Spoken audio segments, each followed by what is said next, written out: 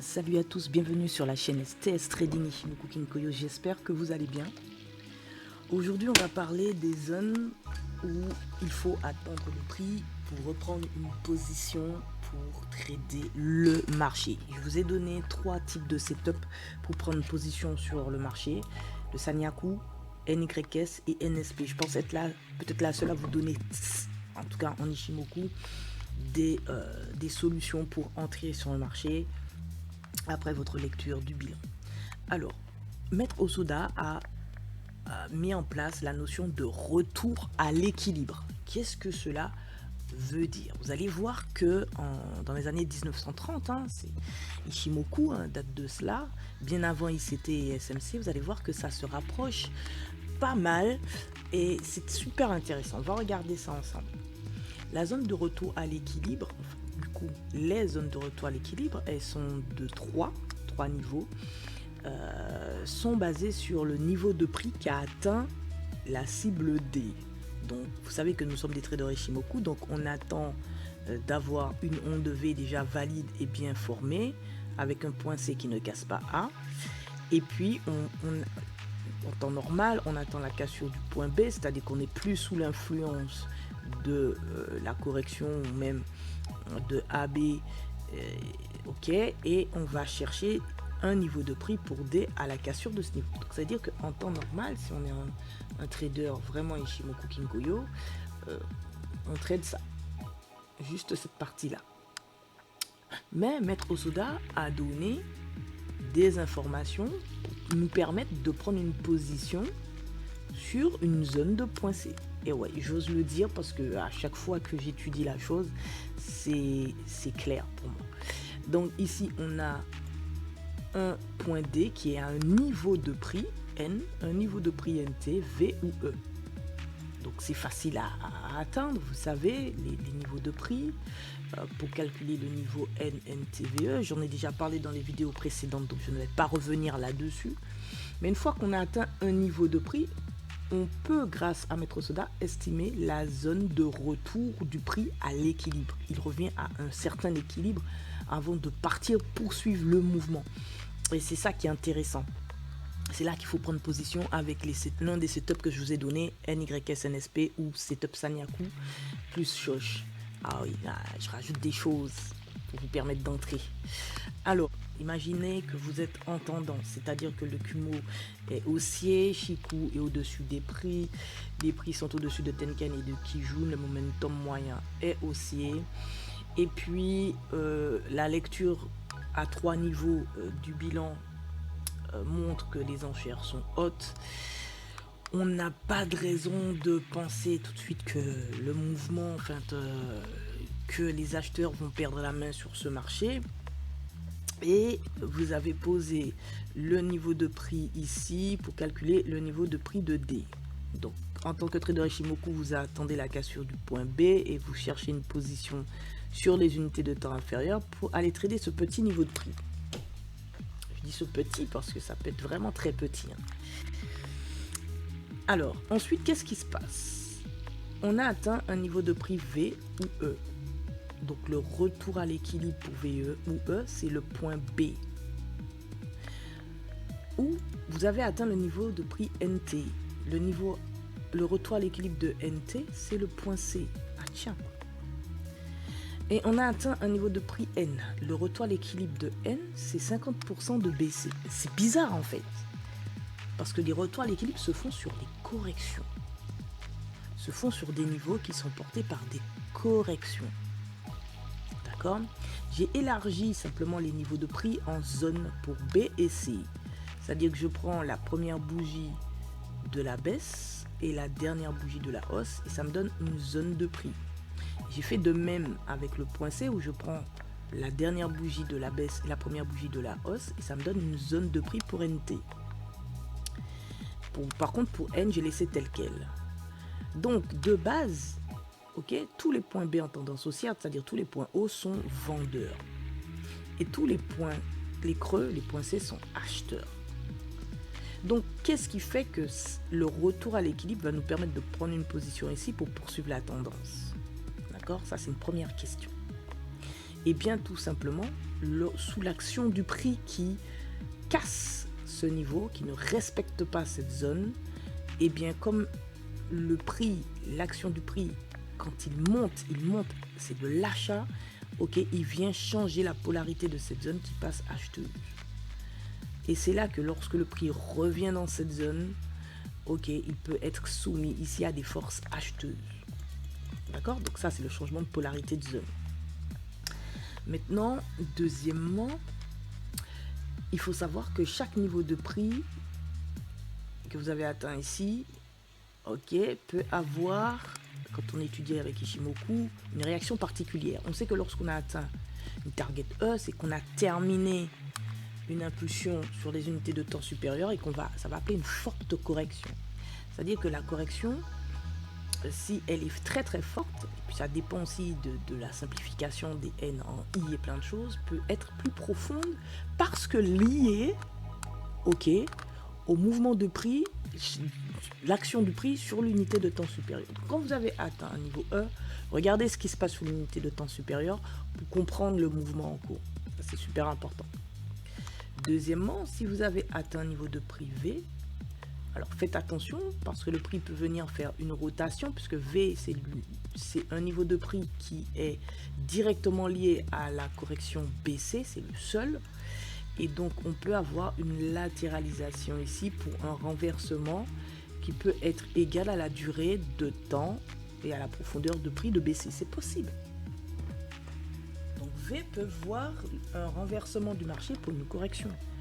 Comme V peut voir latéraliser le prix dans une certaine zone et puis ensuite repartir à la hausse. Tout dépendra de l'ondulatoire, des enchaînements, des fluctuations que vous allez observer, N, Y, SP, voilà, voir ce que ça donne comme enchaînement de fluctuations. Ensuite, vous avez le niveau de prix N que je n'ai pas zoné. Et puis, vous avez le niveau de prix C que j'ai zoné, comme je vous ai dit, dernière bougie de la baisse, première bougie de la hausse pour le niveau de prix NT. Et donc, si le prix arrive à descendre profondément, parce qu'ici, D a eu un niveau de prix NT, donc on descend sur la zone du point C, si on casse C, le scénario haussier est invalidé. D'accord? Il faut reprendre une analyse ondulatoire. Parce que ici, on a fait une N, donc on peut avoir soit une S pour reprendre la tendance, ou une Y qui va amener une latéralisation ou un renversement. Donc, ici, on regarde un peu. Maître Hosoda a identifié un extrême de prix que les SMC identifient aussi, et puis 50% de N, et puis le point B.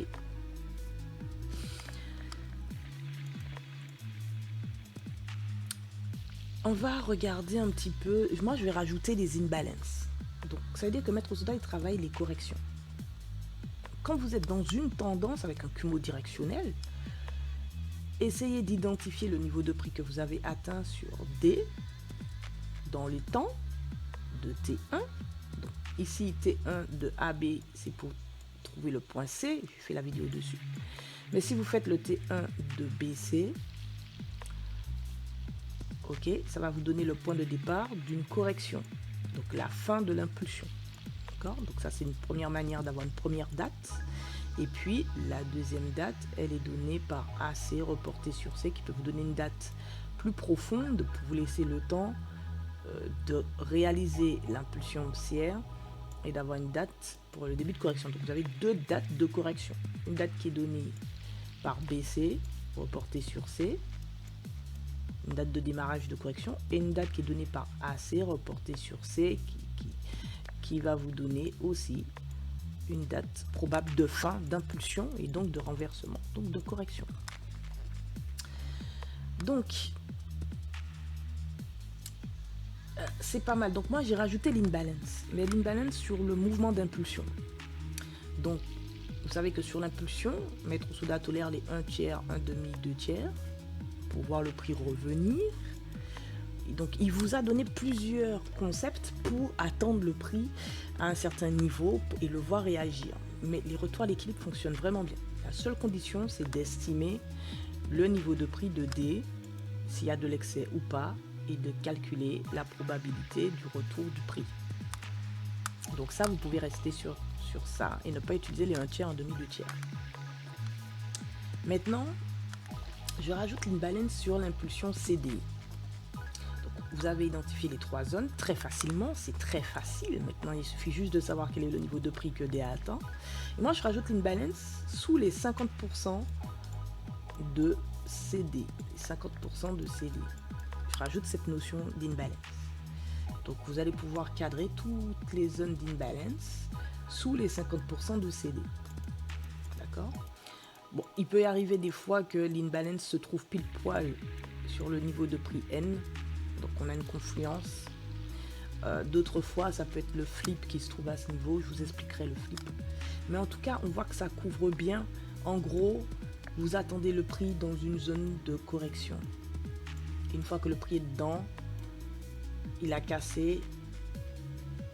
Ok, ici, c'est une zone pour entrer en position. Donc on comprend mieux pourquoi les traders Ichimoku attendent la cassure du point B pour entrer en position. D'accord, on attend simplement de sortir de la phase de correction sans trop réfléchir. D'accord. Donc, j'ai mis ici un exemple. Je vais dégraisser un petit peu la vue pour que vous puissiez apprécier. On va regarder ensemble. Voilà. Donc, qu'est-ce qu'on a ici? Ok, on a baissé, on a une onde V baissière. Et ici, on a atteint un niveau de prix NT. Donc, ici, si vous les zonez, vous encadrez la dernière bougie de la baisse et la première bougie de la hausse. Tac. Et ici, pareil, la dernière bougie de la hausse et la première de la baisse. Donc, comme il y a des mèches, ça donne tout ce rectangle-là. Ok. Je vais changer la couleur pour qu'on puisse bien regarder les choses. Et donc, qu'est-ce qui se passe? Le point D, c'est fait sur NT. Ok, le point D, c'est réalisé. Ici, on a D sur NT avec un peu d'excès. C'est-à-dire qu'on n'est pas resté pile poil sur NT, on a un peu dépassé NT, on dit qu'on a eu de l'excès. Et donc, si je prends ce mouvement de baisse qui a donné le point D, on peut facilement identifier les 50% ici. Donc, qu'est-ce qui se passe? Là, on a de l'imbalance aussi. D'accord? Je vais vous expliquer l'imbalance dans un instant. On a de l'imbalance juste ici, dans la zone du point C. Et qu'a fait le prix? Premièrement, il est rentré dans la zone du point C. Il est venu clôturer, prendre l'imbalance, clôturer le gap. Et ensuite, on est parti à la baisse. D'accord? On est parti à la baisse. Donc, vous voyez que vous pouvez très bien combiner les imbalances ou fair value gap avec la notion de retour à l'équilibre de maître soda. Donc maintenant, si on jette un petit coup d'œil à tout ce qui est imbalance, on va regarder. Je vais un peu zoomer pour qu'on puisse avoir les idées claires. Les imbalances sont à observer, sont des zones à observer pour prendre position parce que tout simplement le prix vient clôturer ces gaps. C'est de la liquidité restée disponible qui n'a pas été travaillée. Donc forcément, retour du prix, on viendra clôturer, prendre ses positions. Donc, à quoi ça ressemble? Vous avez 3 bougies. Vous avez une bougie, 2 bougies et 3 bougies. Donc, si vous êtes attentif, la deuxième bougie, ok, elle est entre la bougie 3 et 1. Ok. Et la troisième bougie, ni sa mèche ni son corps ne touchent la mèche ou le corps de la première bougie. Premier exemple. Deuxième exemple, pour faire simple, si vous avez une bougie, 2 bougies, 3 bougies, voilà. Vous voyez bien que la bougie 2, elle touche aussi bien la 1 que la 3, mais par contre, ni la mèche et le corps de la 1 ne touchent la mèche et le corps de la 3. Donc, entre les deux, on a ce qu'on appelle un gap. C'est pour ça qu'on appelle aussi les imbalances des fair value gap. Donc, pareil, ici, on a une bougie verte, 2 la bougie verte ici et 3 celle-ci. Donc on a La bougie 2 qui touche aussi bien la 1 que la 2, mais ni la mèche de la 3 et le corps de la 3 ne touchent la mèche et le corps de la 1. Donc c'est de l'imbalance. C'est des zones où le prix peut clôturer et repartir dans un sens ou dans l'autre. Donc l'exemple que je vous ai donné ici est intéressant parce que ici nous avons un BOS, un boss pour une continuité baissière. Donc on peut imaginer que le prix a fait ça précédemment. Et si on pose la théorie du prix, 1, 2, 3, 4, 5. Ici, j'ai une impulsion, j'ai une correction. Là, j'ai 1, 2, 3, 4, 5. Et j'ai aussi une autre impulsion. Donc ici, on a fait D, on a fait une N.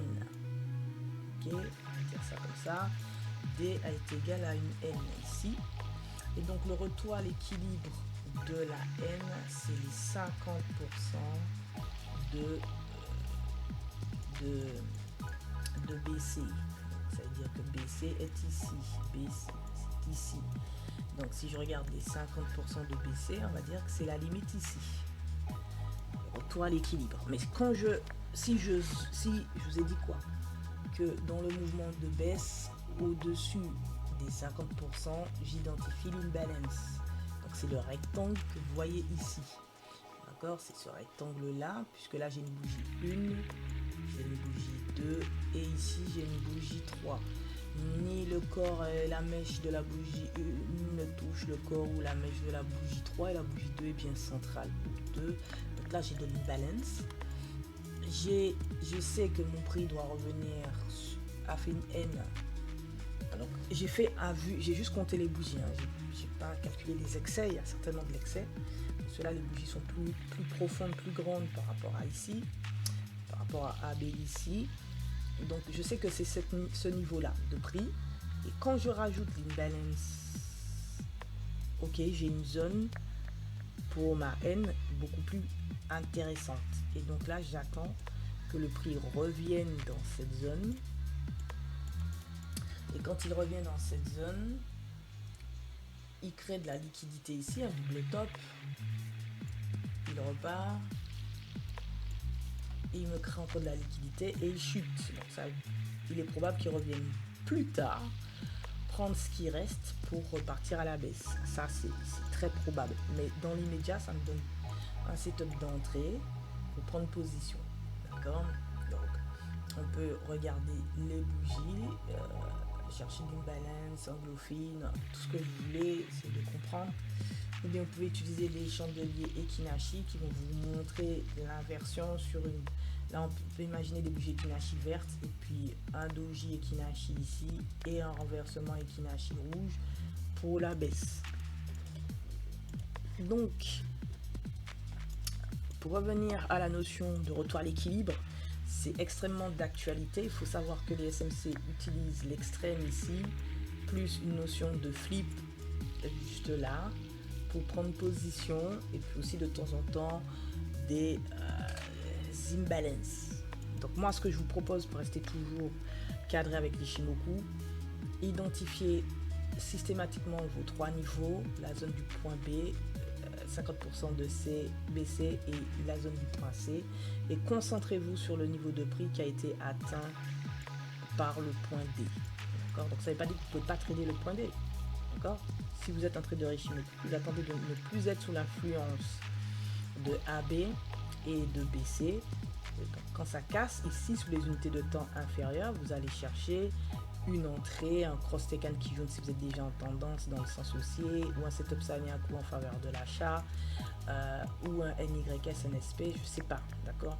En tout cas, vous prenez une position ici. Si vous voyez que les targets sont encore à atteindre et que vous avez du temps, rappelez-vous que BC sur C, c'est un T1 qui vous permet d'avoir un temps où le prix peut se renverser. On l'appelle le T4, le temps du changement. Et vous avez aussi AC qui va vous donner un autre temps encore de changement. On appelle T3 qui va marquer la fin du scénario. Ok, Ok, et puis vous avez aussi AB que vous reportez aussi sur C qui va vous donner un temps intermédiaire pour encore un risque de renversement. D'accord, donc AB sur C, c'est pour calculer la durée de l'impulsion. Combien de temps elle va durer. BC sur C, c'est pour savoir quand est-ce que peut démarrer un renversement aussi, mais au plus tôt. D'accord, et AC sur C met un terme à la durée du scénario. Et là, oui, tout ce qui va commencer ici, c'est soit on a une continuation ou un renversement. Il faudra de toutes les façons aller sur les unités de temps inférieures, observer ce qui se passe ici. D'accord, et puis AB sur B, c'est pour estimer le point C, pour savoir de quoi il en retourne. Donc en fait, vous faites votre cadrage temporel pour savoir que si vous prenez une position ici, est-ce que vous avez le temps devant vous pour atteindre les targets. Attention, parce que s'il y a une notion de renversement liée aux unités de temps supérieures, vous n'atteindrez jamais aucune target. Et si vous n'arrivez pas à atteindre une target, dans le temps imparti, c'est que la hausse n'est plus d'actualité sur les unités de temps supérieures. Donc il faut changer votre point de vue. D'accord? Parce que si vous n'avez atteint aucun niveau de prix pour D, vous ne pouvez pas évaluer théoriquement une zone de retour pour prendre position. Donc ça veut dire que vous partez dans une nouvelle onde. Ok, donc vous pouvez partir de BCD pour voir si réellement vous faites une S, ce qui, je pense, peut ne pas arriver, parce que si vous avez atteint aucune target ici dans le temps imparti, c'est que vous êtes parti pour un renversement de structure. Donc ici, si vous faites une S, vous pouvez faire une P et puis ensuite vous chutez en N. C'est possible. Si vous faites ici une Y, ok, à ce moment-là, c'est que vous allez faire une S pour chuter aussi en N. C'est aussi possible. Donc on se retrouverait dans un schéma de renversement. Et puis le bilan nous donnerait des informations. Kijun qui se rapproche de SSB, Chikou dans les prix, point d'intersection du Kinkoyo, enchaînement. On est dans une latéralisation. Ça ne se fait pas systématiquement n'importe où aussi. On a des informations qu'il faut vraiment bien observer avant de prendre une décision. Mais en tout cas, c'est un signe. On casse le point B et dans les temps impartis, on ne fait aucun niveau de prix pour D. C'est que la continuation de la tendance est menacée. Donc, vous pouvez éviter de trader la Y. Vous pouvez la laisser se faire. Donc, vous la laissez se faire. D'accord? Donc, vous allez vous intéresser au temps de BC pour estimer la durée de temps de cette baisse. Vous pouvez aussi utiliser CD pour estimer la durée de temps de cette baisse. Ok. Et puis après, quand le prix s'apprête à se renverser, ok, c'est cette zone encore de correction BC qui compte. Ok. Et cette zone est toujours d'actualité. Donc toujours la zone du point C, B et 50% avec imbalance que vous allez regarder ici, les imbalances. D'accord?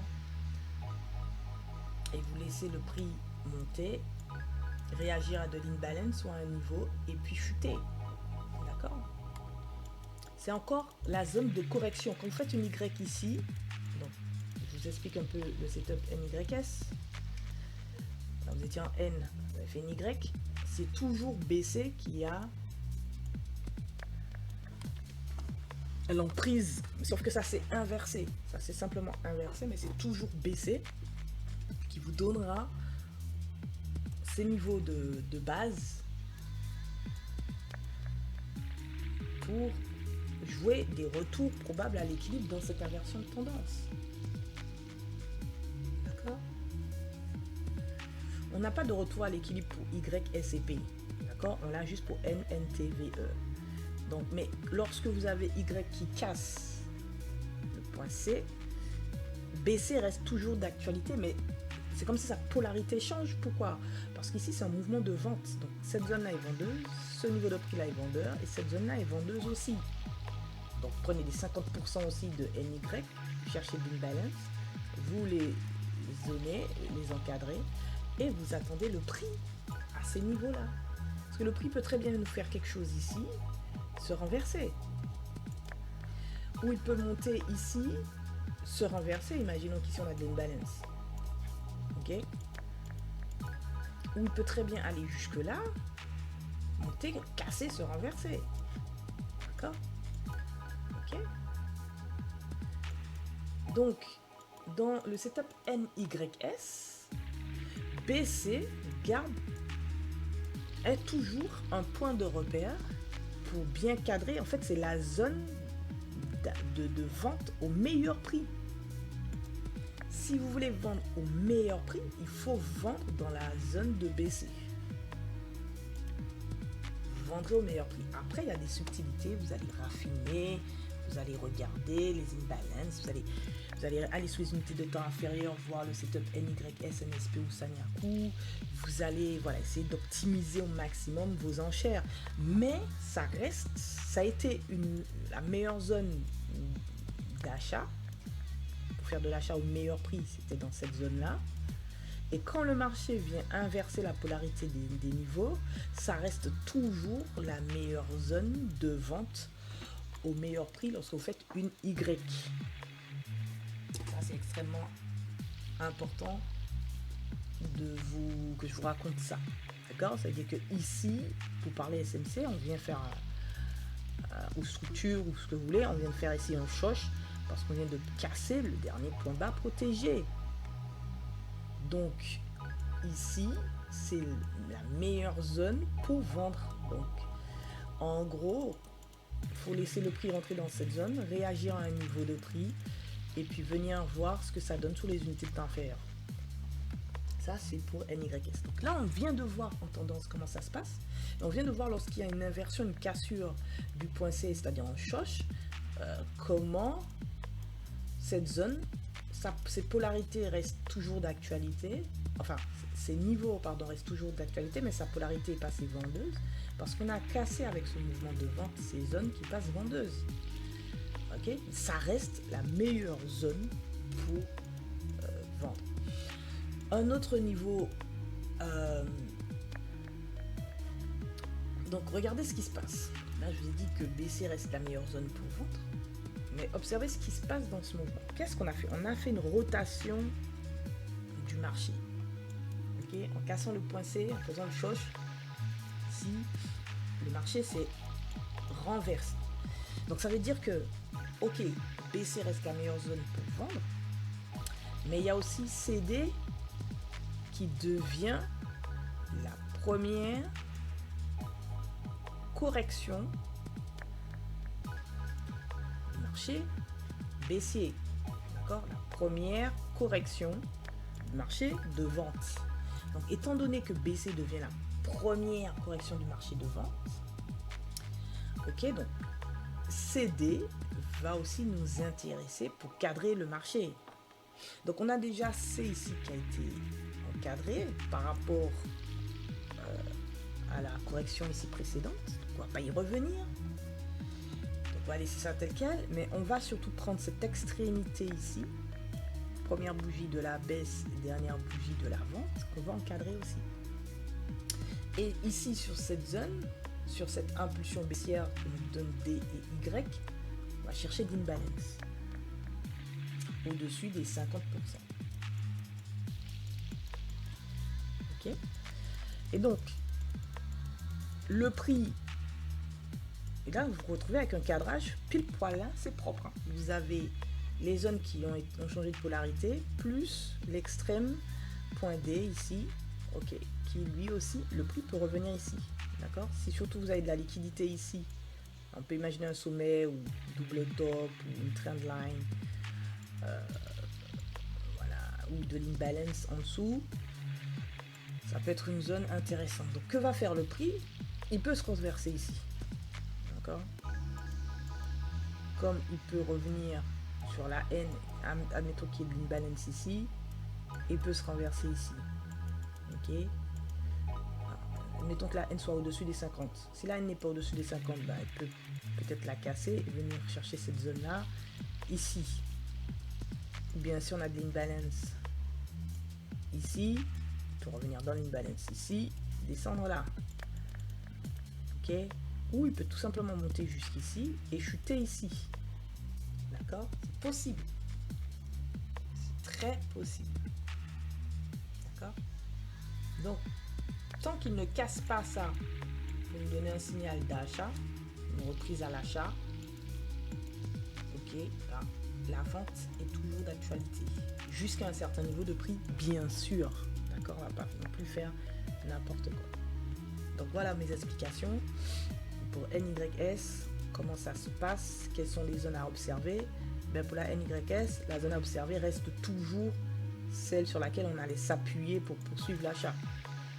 Ça reste la meilleure zone pour vendre lorsqu'on a la Y qui se fait ici. Puis ensuite, on prend l'extrême D, on cadre dans le mouvement de la Y avec de l'imbalance au-dessus des 50%, et on attend le prix, on a nos zones, on attend, c'est-à-dire que vous n'avez plus besoin de courir après le prix, vous l'attendez, et ensuite vous descendez sur les unités de temps inférieures, cherchez les setups NYS, NSP ou un setup Sanyaku.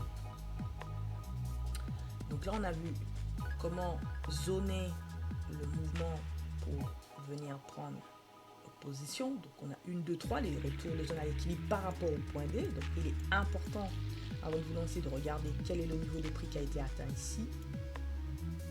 Ça c'est très très important. On fera attention à V et à E. E c'est une fin d'une impulsion sur une unité de temps supérieure, donc la correction peut être plus profonde. On ne sait pas ce qui peut se passer, ça peut être plus profond parce que si tu fais une simplification ici, les 50% sont un peu plus bas, donc ça peut être plus profond. Ça peut nous induire en erreur.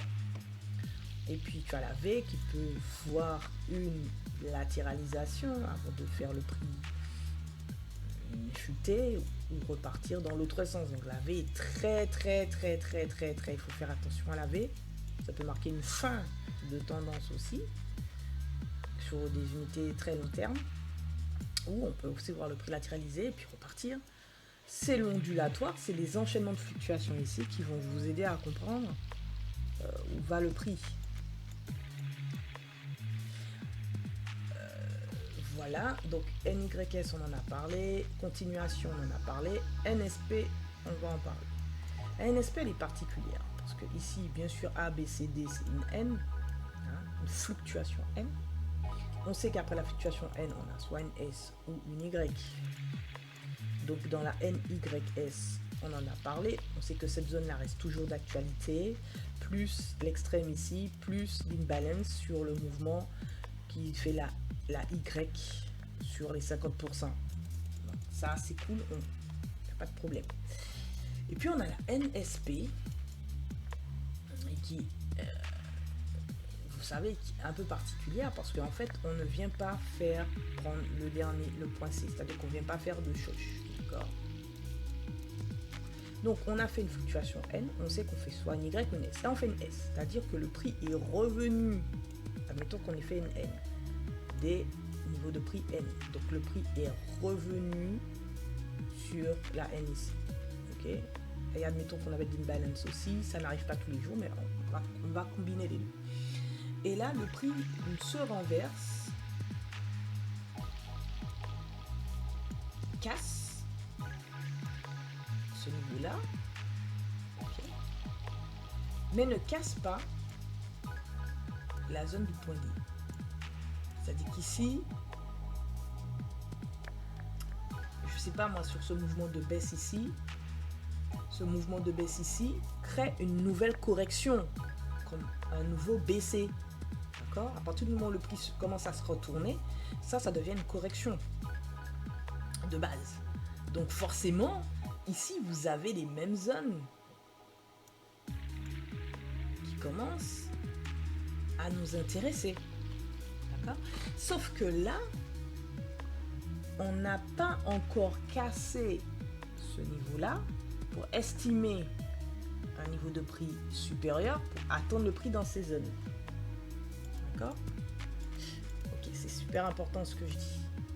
Grosso modo, la P, c'est qu'on ne vient pas casser ce niveau-là. C'est-à-dire que la zone ici, j'ai dit qu'on fait de la vente sur les sommets. Donc, dans ce mouvement impulsif, encadrez-moi ce sommet. Dernière bougie de la hausse, première bougie de la baisse. Et puis, analysez ici le mouvement. Est-ce qu'on a de l'imbalance? Puisqu'on ne pourra pas faire plus. Ok? Les niveaux s'activent à partir du moment où on casse le point B et qu'on atteint un niveau de prix. Comme ça, on peut... Mais si on n'a pas encore atteint, on n'a pas encore cassé, on n'a pas atteint un niveau de prix, comment on doit cadrer l'avancée du mouvement qui se trouve être sous l'influence de cette impulsion-là et de celle-ci? Eh bien, on identifie l'extrême tout de suite, immédiatement. 50% au-dessus de ce mouvement-là, on identifie l'imbalance. Parce que ça peut être des zones où le prix peut s'arrêter pour faire juste une P. Donc, quand le prix revient ici, on se renverse et là, on est dans une NSP. D'accord? Je vais essayer de faire ça correctement. Le prix, il y a une zone, il y a une balance ici qui ça match. Et on voit que le prix, ok, sous les unités de temps inférieures, on a observé les enchaînements de fluctuations. On refait ici une NYS, imaginons une NSP, ou un setup Sanyaku ici. On casse et on commence à partir. Immédiatement, on vient les 50% de ce mouvement identifier l'imbalance au-dessus et l'extrémité du mouvement. Parce que on trade en conscience, on fait attention au niveau de prix qu'on a sous les yeux. C'est extrêmement important de maîtriser son environnement. Ça, c'est super important, la maîtrise de son environnement, de toujours savoir à peu près ce qui pourrait se passer. C'est-à-dire que si vous êtes ici, admettons, en 30 minutes, et vous faites ce cadrage, vous descendez ici en 1 minute, donc vous savez qu'au pire, vous pouvez prendre un TP sur les 50 ou sur l'imbalance ici ou ici. Donc vous allez pouvoir, libre à vous, manager votre trade en fonction de ses connaissances de niveau de prix. Donc le prix part, boum, et là, il est ralenti, il s'inverse. Donc on est dans une N, on a fait une S, et là on fait une P. Alors, comment allons-nous travailler le sujet? Donc, gardez en tête que tant que vous n'avez pas cassé ce niveau-là, donc choche, gardez en tête que le marché peut repartir à l'achat, poursuivre sa hausse. C'est super important. D'accord? Donc, NSP, c'est super délicat. C'est super délicat. Donc, ce qu'il faut faire, c'est qu'après une P, on fait quoi? On fait une P ou une N dans les enchaînements de fluctuations. Donc, quoi qu'il advienne, on va chuter après une P. Donc, on va chuter jusqu'où? Jusqu'à un niveau P ou un niveau N de prix. Donc, si vous voulez calculer le niveau N, c'est qu'on a cassé ici la S pour faire une N. Donc, vous avez déjà un A, B et C. Donc, vous pouvez estimer des niveaux de prix de type N, NTVE. Ça peut vous aider. Quoi qu'il advienne, il faut laisser le prix faire. C'est-à-dire qu'il ne faut pas tenter le diable. Vous allez faire comme des traders pur Ichimoku qui attendent la cassure du dernier point ici, un pullback, et ensuite on va chercher NNTVE si les cibles sont dans le temps imparti et que sont abordables. Mais si la cible est déjà là, laissez tomber. D'accord? Et pour la P, ce qui va se passer pour la P, vous allez simplement prendre ce mouvement-là, les 50% de ce mouvement-là, vous allez identifier l'imbalance en dessous du mouvement qui pourrait bloquer la baisse du prix et le renvoyer à l'achat. Donc, si on comprend bien, vous êtes des traders des équilibres. Les équilibres sont toujours à 50% d'un point haut, d'un point bas. Donc, si vous faites une P ici en 30 minutes, que vous rentrez en 1 minute, cherchez-moi les 50% ici, c'est plus simple. Au pire. D'accord? Et si vous voulez jouer vraiment la sécurité, attendez la cassure du dernier point. Prenez ce que vous avez à prendre comme petit trade Et ensuite, identifier le retour, la zone de retour à l'équilibre pour venir sereinement chercher le niveau qui vous fera entrer sur un point C. Moi, c'est ma compréhension. Il y a deux types de trades. On vient trader ce qui reste du mouvement pour un niveau de prix. Donc on descend ici sur les unités de temps inférieures, attendre des confirmations. Et puis ensuite il y a la partie intéressante qui, on a accompagné le prix jusqu'ici, donc on sait que D a atteint un niveau de prix, et donc on sait identifier sur quelle zone, ok, on va ce coup-ci attendre avec joie le prix sous son niveau A, B et C pour trader le marché et là profiter vraiment d'une hausse phénoménale. Si le prix n'atteint jamais, il a cassé et n'atteint jamais des niveaux de prix, c'est que la hausse en cours est menacée et donc il faut plutôt privilégier, regarder sur les unités de temps supérieures ce qui se passe et ensuite privilégier un scénario de baisse ou peut-être on va latéraliser. En tout cas, c'est tout pour aujourd'hui. J'espère que vous avez vraiment profité de cette vidéo et qu'elle vous apportera une valeur ajoutée. Il y a une certaine méthodologie dans ce que je viens de vous donner. Donc profitez-en. Les retours à l'équilibre de Maître Soda sont vachement intéressants. Ce sont des zones où vous pouvez acheter au meilleur prix, la zone de correction, acheter ou vendre au meilleur prix. Vous comprenez la rotation lorsqu'on fait une NYS qui vient prendre le change, qui vient chausser la structure. Voilà, c'est des choses vraiment super basiques avec des enchaînements de fluctuations. Et le prix, si vous arrivez un peu à comprendre ça, je pense que vous arriverez aussi à trader sereinement. Donc, dernière règle, quand vous arrivez dans la zone, toujours descendre sur l'unité de temps inférieure pour venir observer les enchaînements de fluctuations, pour prendre une position et trader le marché. Ça ne sert à rien de rester sous l'unité de temps sur laquelle vous avez préparé le scénario. Descendez plus bas pour optimiser votre entrée et votre trade. Bon courage à tous. Un pouce, un j'aime, un partage, un abonnement pour continuer à faire avancer cette chaîne. Je vous dis à très vite. Tchuss.